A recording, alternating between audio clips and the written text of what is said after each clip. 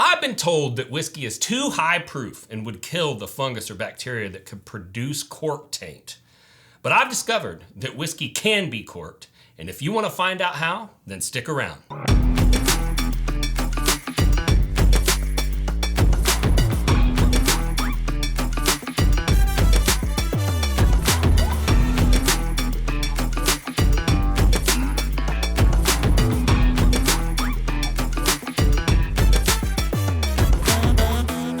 Before we get too deep into it, we have to take a moment to thank a very special group of people, and that is our Patreon supporters. The show is not cheap to produce, and there are individuals that have stepped up to donate on a monthly basis to make sure that you all get this content absolutely for free, and we thank you. So let's get into some disclaimers, okay? First off, I'd like to say a special thank you to AD, who is the chairman and director of the Scotch Malt Whisky Society in Australia. He's contributed very heavily to my research on the subject, and it would not be right for me not to mention him. So what we're talking about is generally referred to in the industry as Cork Taint. And we just have to get over the word taint because apparently it has two meanings and some of you can't get your heads out of the potty. So far, every time I've talked about this, somebody starts giggling. But yeah, so this is Scott Jenkins. He is from the beverage industry, hospitality industry. He has started several super high-end cocktail bars. He's taught me all kinds of things that you never even would know was part of creating a craft cocktail. You're also a sommelier, right? Certified sommelier, quartermaster sommelier, yeah. Nice. And so I thought you would be a good individual to have on here because cork taint is kind of a problem in the wine world, right? Yeah, still up to 5% of the world's wines are corked. And so can you explain to people what cork taint is? So it's a bacteria that it can infect the cork of all the trees and the barrels and things like that wine is or whiskey is aged and matured in. And the compound TCA, which is trichloroanisole, is the nasty little guy that gets in there and can spoil this delicious liquid. Yes. And so historically, I've always been told that you didn't have to worry about it in whiskey because the higher proof of whiskey would kill the trichloroanisole and therefore would kill the underlying bacteria or fungus that could create trichloroanisole, and that therefore whiskey could not be tainted. But it looks like that may not be true. And so when I did the research, it looks like TCA is produced when there's an airborne natural fungi or bacteria that comes in contact with chlorinated phenolic compounds. And these chlorinated phenolic compounds can be found in certain wood preservatives, and there's chemicals that get used like pesticides. There's bleaching agents that are used in paper and cardboard production. And so when you have these chemicals that are used in the normal manufacturing process of a lot of products that are in and around the alcohol making process, it can create this compound called TCA.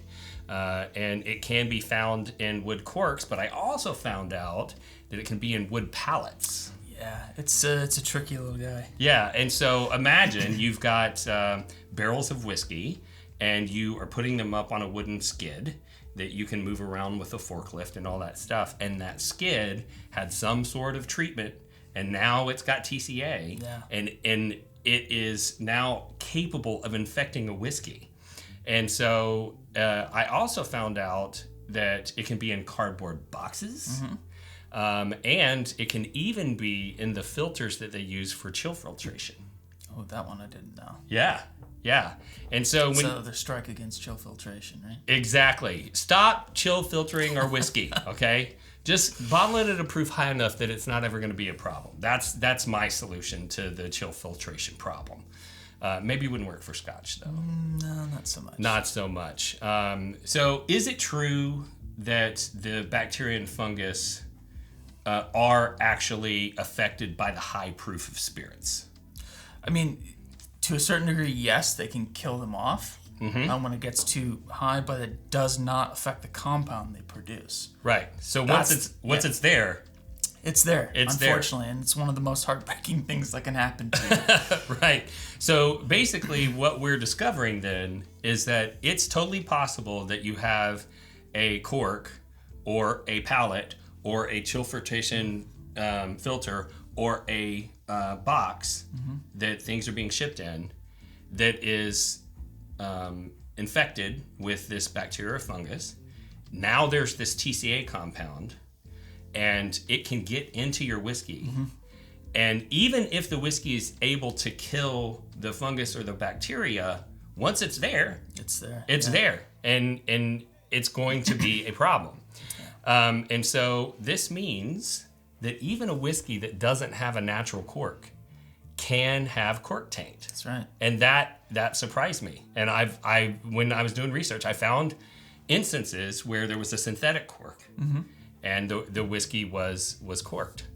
So what I thought would be fun, Scott, would be if we had Wes, who's behind the camera, set us up with a blind tasting. Okay. So somebody brought this bottle to me that is lightly corked. Okay. But you can tell that it's corked. And I have a very similar bottle of whiskey that is the same liquid, except there is a slight difference in proof because the single barrel is 98.6 and the bottle and bond is 100. But aside from that, these two whiskeys should be about the same. So what I want to do is I want to have Wes pour us blind real quick. We'll come back and then we'll taste the two and see if we can identify which one is corked. Sounds good. Awesome. Hello and welcome to today's episode of What You Have on Your E-commerce site. I'm your host, Randy Sullivan. Let's get right to the questions. Do you have Glen toppers? Yes. Do you have t-shirts? Yes. Do you have bottle carrying bags? Yes. Do you have storage? Yes. Do you have an aroma kit? Yes. People, we have everything at bourbonrealtalk.com. This is stupid. Why do we even need a game show?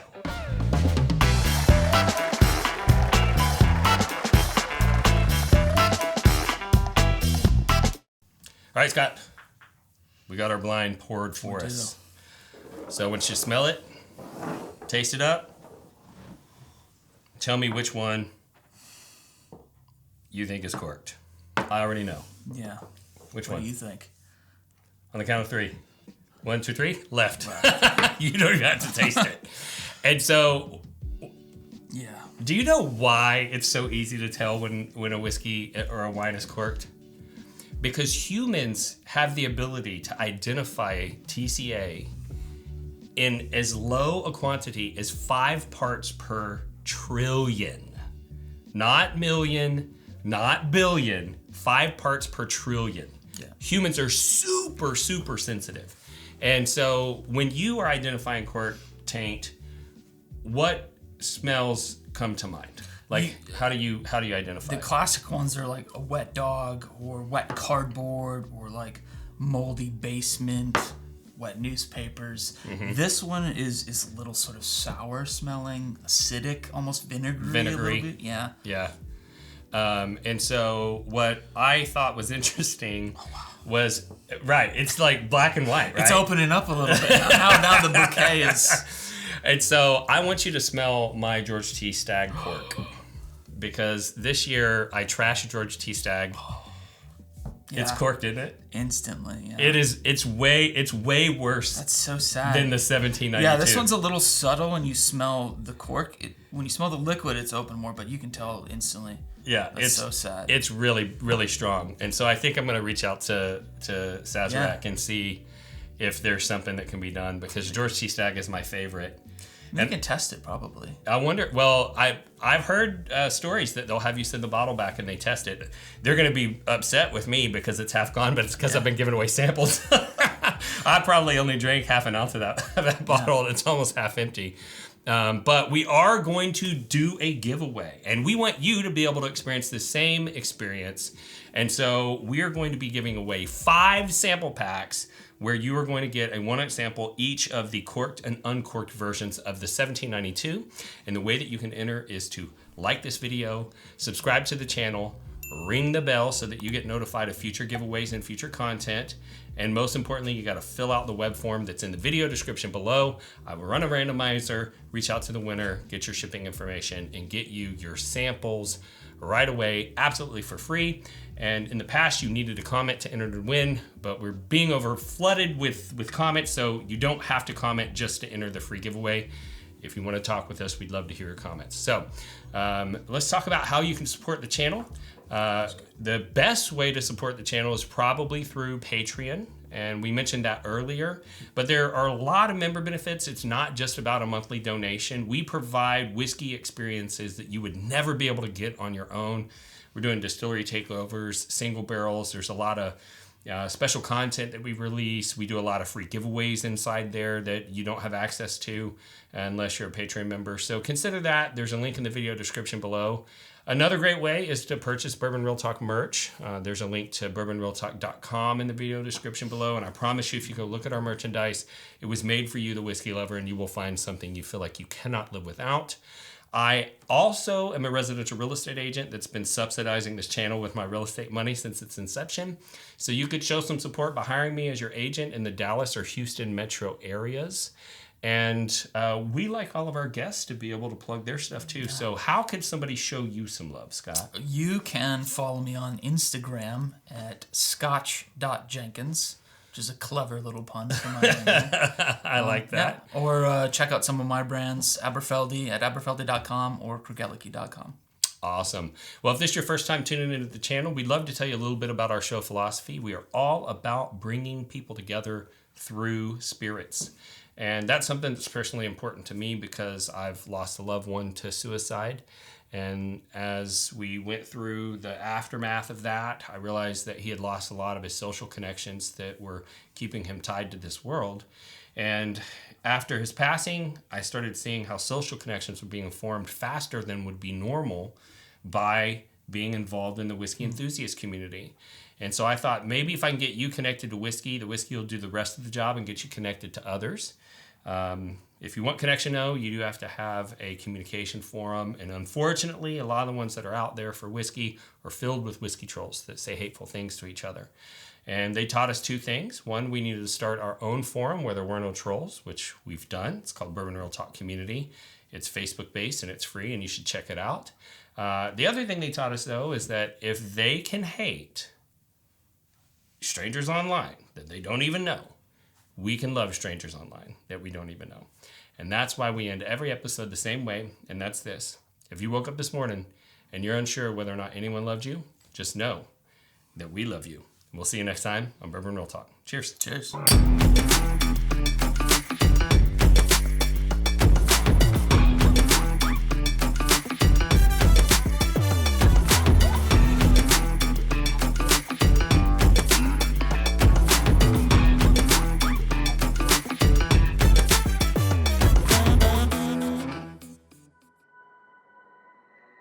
In the steep hills of the rockiest of mountains, under beaming sun or windy winters, a prideful goat stands tall.